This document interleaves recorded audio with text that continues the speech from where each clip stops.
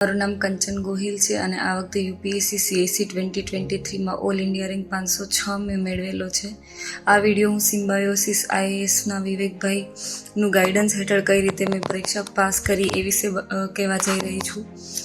મેં UPSC mains માટે mentorship sir પાસે લીધેલી અને મારે ગુજરાતી માધ્યમમાં લખવાનું હતું, એટલે ઇવેલ્યુએશન માટે એક જે ઇસ્યુ મોટાભાગના વિદ્યાર્થીઓને નડતો હોય છે એ મારે પણ હતો. એ માટે મેં સરનું ગાઈડન્સ લીધેલું.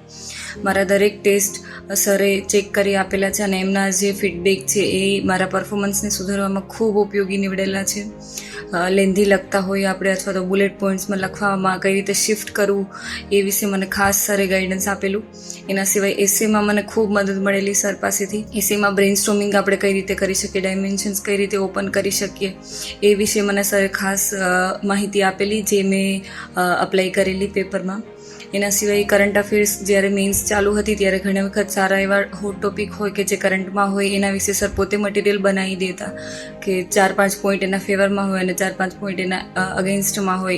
ઇન્ટ્રોડક્શનમાં શું સારું લખી શકાય, કન્ક્લુઝનમાં શું લખી શકાય એ વિશેનું મટીરિયલ પણ મેં સરનું ખૂબ યુઝ કરેલું છે.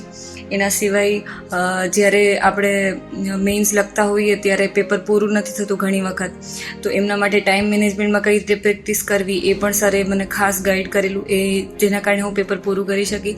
સ્ટાર્ટિંગમાં મોક ટેસ્ટ વખતે હું આખું પેપર કમ્પ્લીટ નથી કરી શકતી અને સરે પછી ટાઈમ લિમિટ લઈને જે એક ક્વેશ્ચન અટેમ્પ્ટ કરવાનું કીધેલું એ પણ મને ખૂબ કારગત નીવડેલું.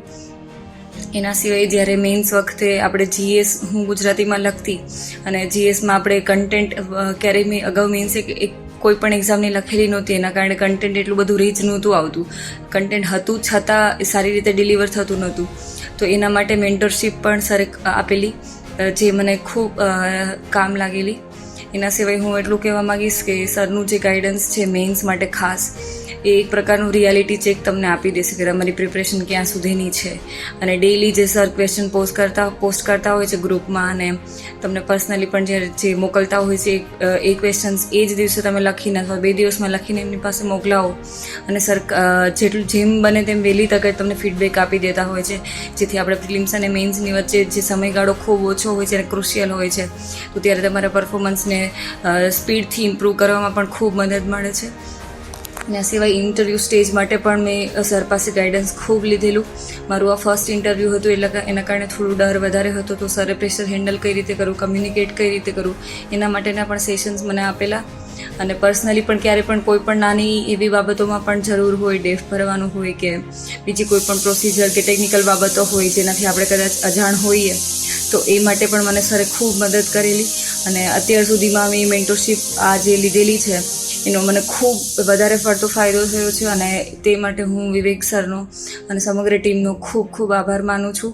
અને એક આપણે કહીએ ને કે આ જે યુપીએસસી જેવી કોમ્પિટિટિવ એક્ઝામમાં સફળતા મળે એની પાછળ એક આખી ટીમ કામ કરતી હોય છે, તો આ સમગ્ર ટીમે મને ખૂબ સહયોગ આપેલો, એ બદલ હું એમનો દિલથી આભાર માનું છું. Thank you very much. જય હિન્દ.